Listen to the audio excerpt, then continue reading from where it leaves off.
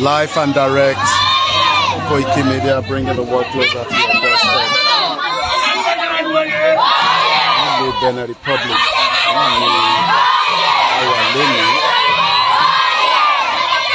just as we do on the platform.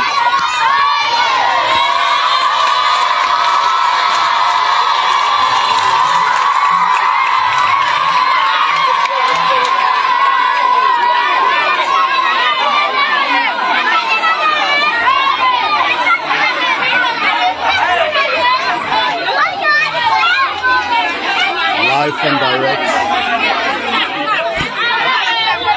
Live and direct.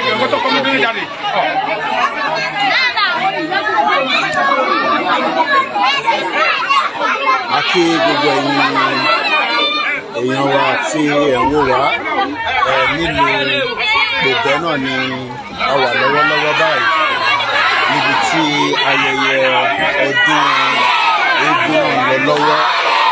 Gẹ́gẹ́ bí ẹ ti ṣe mọ̀ wá bí ilé-iṣẹ́ wa ṣe jẹ́ gbogbo tó bá jẹ́ ìṣẹ̀ṣe òun náà ni lára iṣẹ́ tí à ń ṣe náà pé kí a lè promote ìṣẹ̀ṣe. A kí ẹ̀yin olólùfẹ́ wa tí ẹ̀yin wò wá àdúpẹ́ lọ́wọ́ ẹ̀yin ìran wa lọ́tún lósì. Live and direct as we continue.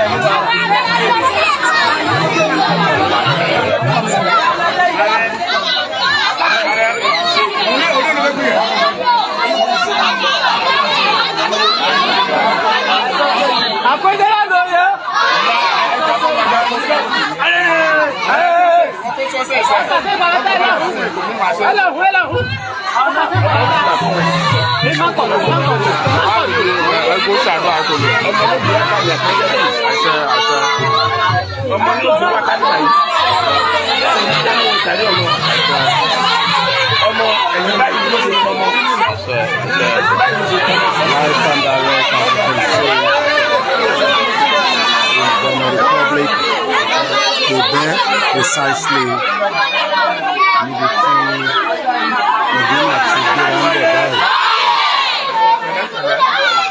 Here to see my wife, very clear. This version it is a full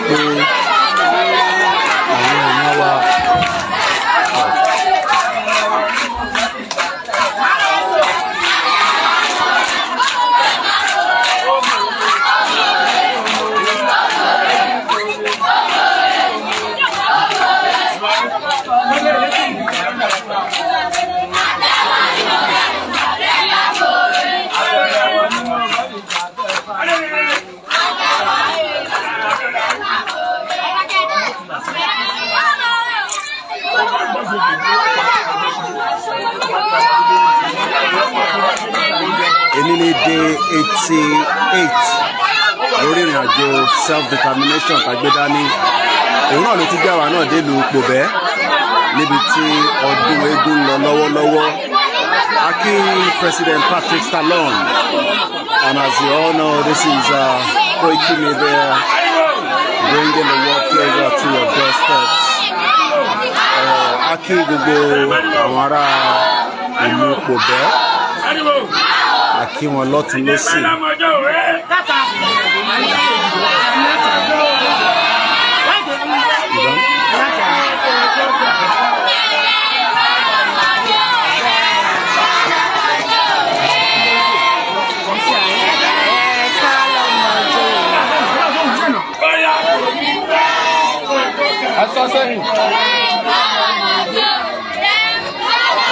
Egun ọlọ́mọ.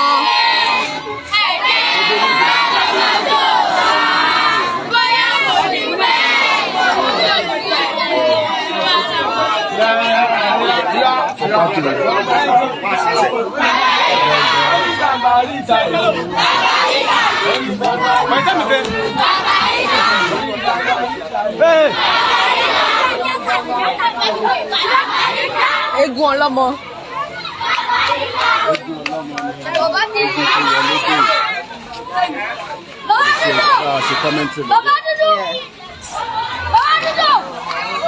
Àwọn tó bá ń tọrọ ọmọ eégún ọlọ́mọ lélẹ́yìí, so ọdọọdún náà dẹ̀ ló máa ń jáde. Ẹ ti rí pé ọmọ wẹ́wẹ́ ló tẹ̀lé. Ẹ wò àwọn ọmọ, ẹ wèrò ẹ wọ́ ọmọ. Ọgbọ̀n ọmọ wẹ́wẹ́. It's so exciting.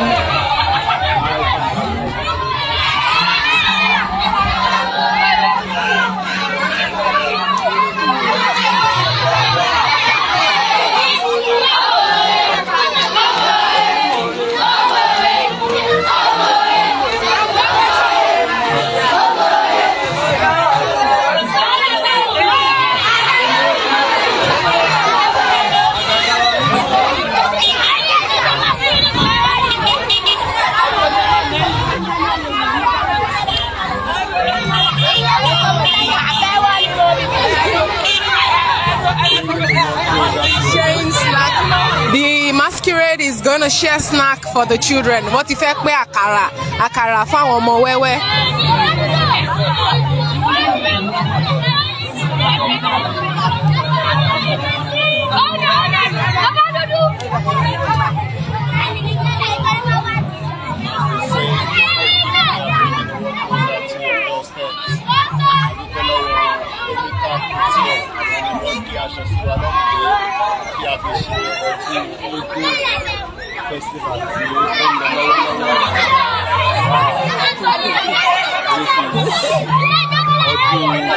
Egun náà ni à ń ṣe lọ́wọ́lọ́wọ́ báyìí. Gẹ́gẹ́ bí àwọn èèyàn wa ti ṣe mọ̀,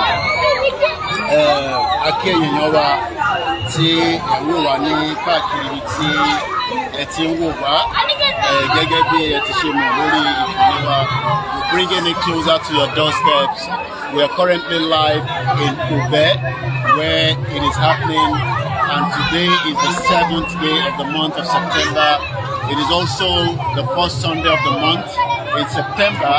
A jẹ́ pé ọdún bá ọdún nílé, òun náà ni a ṣe sọ fún gbogbo àwọn tí wọ́n jẹ́ àwa ọmọ tí a believe in the what is our own. A gbọ́dọ̀ gbé tiwa ga, a gbọ́dọ̀ appreciate it.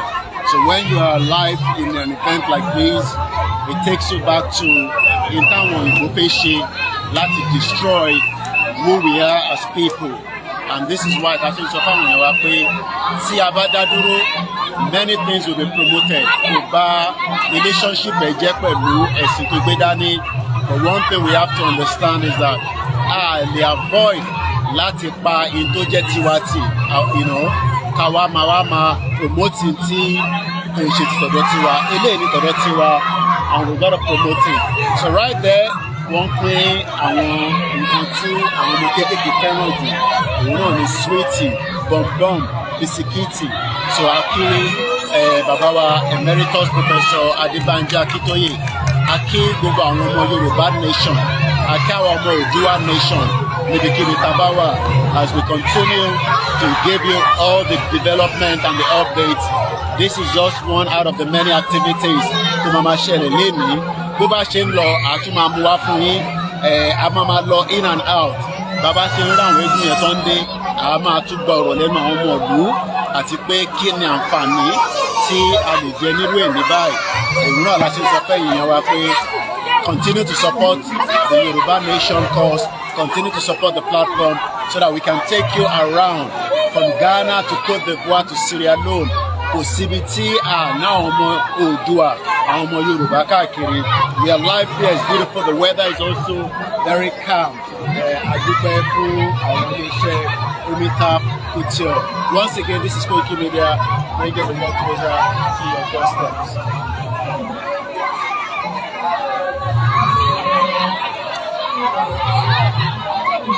Bí a ti ṣe ń sọ, a pé àwọn tíìmù wa náà tí wọ́n ń ṣiṣẹ́ ní background, a kí àwọn tíìmù wa tó wà ní homeland, láìpẹ́ láì jìnnà ní ọ̀sẹ̀ tá a fẹ́ mú yìí a máa ṣàlàyé fún wa bí gbogbo ìlú ṣe máa lọ ní Òkè Ògùn ní ìlú Ìgbòho. Gbogbo ẹ̀yàn ọmọ Òkè Ògùn mo ti bá àwọn coordinator wọn náà sọ̀rọ̀ lọ́hùn-ún tó bá máa fi dijọ́ Monday sí Tuesday wọ́n máa announce ìjọ tí olóyè Ọmọdéyẹmọ tó ń bọ̀ ní Òkè Ògùn láti tún wá lọ dúpẹ́ lọ́wọ́ àwọn ọba tí wọ́n wà ní Òkè Ògùn tó kẹ́ máa gbáradì fún wa. Bẹ́ẹ̀ ni o bàbá wa Kọ́láwọlé wọ́n ní ìṣẹ̀ṣe ní àgbà live and direct in Pobe Benin Republic, the southwest of Africa. Wow. Ọmọ kékeré bí a ti ṣe mọ̀ ọ̀dẹ bọ̀m̀bọ̀m bisikíìtì ni wọ́n ń jù káàkiri olúkálukú ti mú tiẹ̀ níbẹ̀. Gbogbo ẹ̀yin tí ẹ bá fẹ́ sọ́pọ́tì irú àwọn ìvẹ́ǹtì báyìí tí ẹ bá kàn sí wa á jẹ́ káwọn elétò mọ̀ torí pé ẹ̀yin náà lè bá wọn dá sí tí ẹ bá ní nǹkan tí ẹ fẹ́ fi ràn wọ́n lọ́wọ́ ní ọdún tó ń bọ̀ kí ẹ jẹ́ kí a mọ̀ kí a lè connect yín pẹ̀lú àwọn tó jẹ́ organizer. Once again, as we are going to be winding down again, àtúpadà wá, but for now this is just one out of the many events. Ní Àkúrẹ́ lánàá tí ẹ bá rántí we had our staff that was traveling and giving us some of the other festivals tó lọ níbẹ̀ náà. So eléyìí tí ó ń lọ lọ́wọ́lọ́wọ́ náà òun náà ni a mọ̀ sí ọdún ti ìṣẹ̀ṣe tí wọ́n ń ṣe lénìí ní ìlú Pobe. A tún máa mú ọ̀pọ̀lọpọ̀ nǹkan mìíràn náà wá káàkiri gbogbo ibi tí ó bá ti ń ṣẹlẹ̀ láti ilẹ̀ Yorùbá títí dé gbogbo ibi tó wọ́n jẹ́ extension from Ghana to Togo to Sierra Leone to Ivory Coast títí dé ìlú òyìnbó náà tí a bá rántí pé wọ́n ń ṣe oríṣiríṣi ọdún náà ní UK. But for now we say thank you so much. Ẹ̀ka dúpẹ́ lọ́wọ́ so àkí àwọn tó jẹ́ ọba ilẹ̀ Pobe náà pé wọ́n kó àwọn àlejò wọn tí wọ́n ti wọlé dé lọ́tún lọ́sì. Àkí gbogbo àwọn ọmọ Benin Republic tó wà ní diaspora. This is one thing that many of us would love to enjoy, but the fact is that iṣẹ́ ò lè jẹ́ kẹ́lòmíì tó travel wá fáwọn ọ̀bẹ ti báyìí. Ẹlòmíì ò tẹ̀ tí wálé for the last 20 years tó ti lọ sí abroad níbi tí a ti ń wá jíjà àti mímu. Gbogbo ibi tí a ti ń wá jíjà àti mímu ọláwọlá eégún tó ń ṣe lénìí the festival á gbàdúrà gbogbo wa. Àwa tá à ń wọ́mọ Ọlọ́run á fún wa lọ́mọ, àwa tí a ti lọ́mọ Ọlọ́run á bá wa tọ́jú wọn. Gbogbo tó wá kù sí náà lórí ìrìn àjò Yorùbá nation Oòduà nation Ọlọ́run á tọ́ wa sọ́nà. A máa fi àdúrà náà sínú ètò tèmi náà lẹ́yìn tí ẹ bá ń lọ sí church náà ẹ fi àdúrà síbẹ̀ èyí tẹ̀ lọ mọ́ṣáláṣí náà. But today is all about the Egun festival that is happening right and direct in Pobe. Ṣẹ̀rí gbogbo activities there, the whole road is completely locked down. As you can see from the left side to the right hand side. So this is what is happening. We are live here, we are enjoying ourselves. Wọ́n ti ṣe wá láwọn àlejò púpọ̀ rẹpẹtẹ. Àwọn oúnjẹ tó jẹ́ fresh food òun náà ni wọ́n ti fi hàn wá. But for now, àtúpadà wá again. Let's take a short break and we'll come back again. This is Koikimedia bringing the world closer to our doorstep. Ẹ bá ń kí ilé-iṣẹ́ Omita Couture. Àwọn ni wọ́n gbé ilé ìta túwọ̀ sí wa lọ́rùn pé ká lọ fi bá wọn ṣe ọdún eégún nílùú Pobe. Gbogbo ẹni tó bá bí mọ̀ nípa Omita Couture ẹ lọ sí website wọn àmì Instagram page wọn lórí Omita Couture. Koikimedia bringing the world. Mo kí màmá mi, mo kí àwọn ìyàwó mi, mo kí gbogbo ẹ̀yin tẹ́ ń wò wá. Ẹ máa bá wa pín ètò náà. A tún padà wá o nígbà tí a bá tún ní more activities tó ń bọ̀ ní bíbá. For now, thank you so much for joining. Have a very good evening and bye for now.